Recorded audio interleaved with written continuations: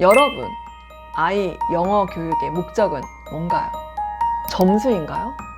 언어인가요? 결과인가요? 태도인가요? 저는 영어 교육의 진짜 성공은 이거라고 생각해요.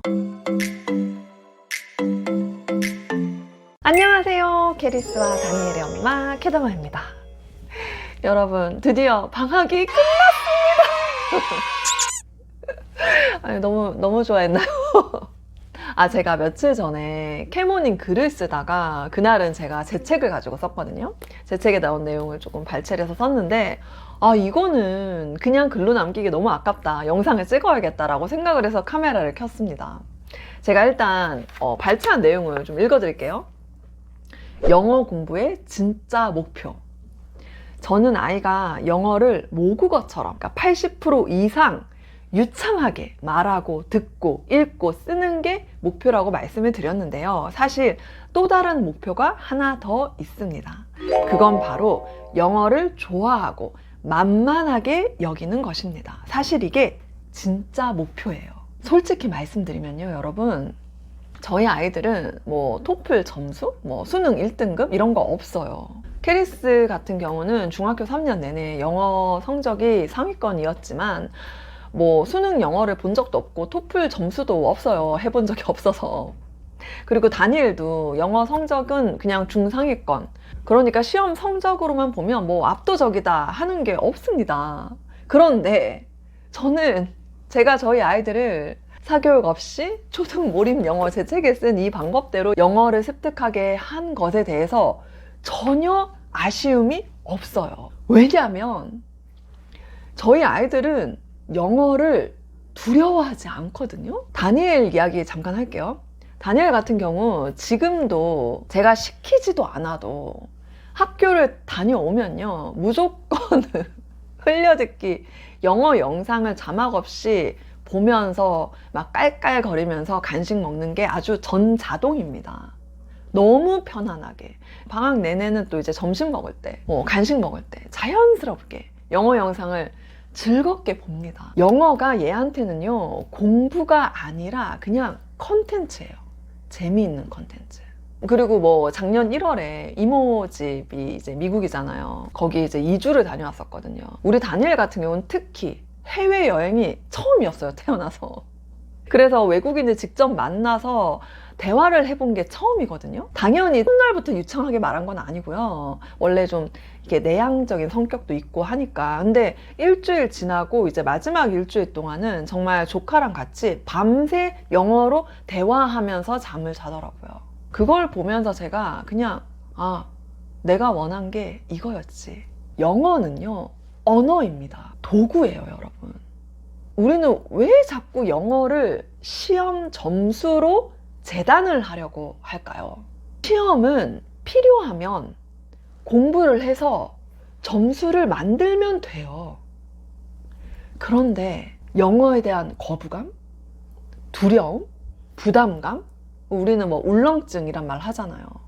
이거는 훨씬 어렵습니다. 그리고 오래 가요. 여러분 다 아시잖아요. 저는 영어 교육의 진짜 성공은 이거라고 생각해요. 영어라는 도구를 사용하는데 거리낌이 없는 상태가 되는 거. 필요하면 성적을 만들 수 있고 시험 공부하면 되거든요. 시험을 위한 공부는 따로 있습니다. 만약에 시험이 필요 없다, 점수가 필요 없다, 그럼 그냥 영어를 도구로 쓰는 거죠. 영어는 그런 거예요. 그러니까 영어 앞에서 쫄지 않는 상태, 저는 이게 진짜라고 생각하거든요. 그리고 제가 하나 더 말씀을 드리면요, 제 책 부제가 사교육 없이 혼자 습득하는 초등 몰입 영어입니다. 저는 개인적으로 유초등 시기에 영어 사교육은 필수라고 생각하지 않아요. 이 시기의 영어는 점수를 만드는 시기가 아니라 태도, 감정, 그러니까 영어를 대하는 태도, 영어에 대한 감정, 이걸 만드는 시기라고 보기 때문입니다. 시험, 점수를 위한 영어 공부는요, 초등학교 이후에도 전혀 늦지 않다고 생각해요, 저는. 이때 필요한 건 학원 스케줄이 아니라 몰입할 환경이에요. 영어가 공부가 아니라 놀이로 느껴지는 환경. 아이가 스스로 키고, 아이가 스스로 보고, 아이가 스스로 웃는 환경. 그 환경이 만들어지면 영어는 더 이상 막 어렵고 힘들고 해야 하는 어떤 공부, 과목이 아니라 자연스럽게 붙는 언어가 되거든요. 영어는 그렇게 해야 돼요. 저는요, 사교육을 무조건 하지 말라는 말이 아니에요. 필요한 아이도 있고, 하면 더 좋은 아이도 있고, 또 상황상 해야 되는 아이도 있습니다. 다만 사교육을 넣기 전에 먼저 우리 집안에 영어가 편안한 공기가 되었는지 이걸 먼저 좀 점검해 보셨으면 좋겠어요.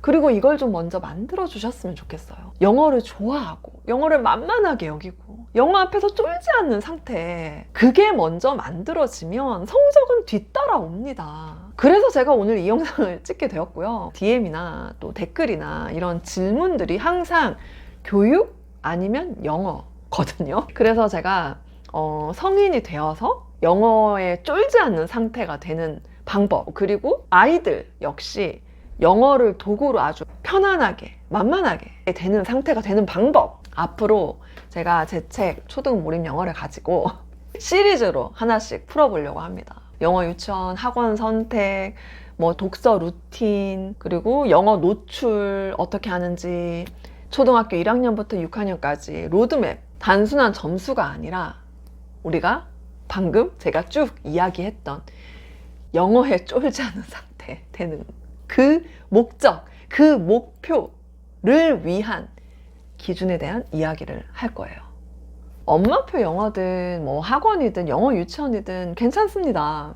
다만 우리 아이의 영어 교육의 목적을 먼저 분명히 하셨으면 좋겠어요.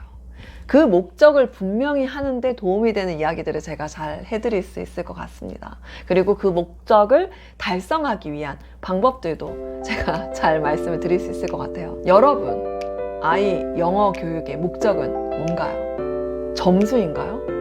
언어인가요? 결과인가요? 태도인가요? 저는 후자를 선택했습니다. 오늘 영상은 여기까지입니다. 감사합니다.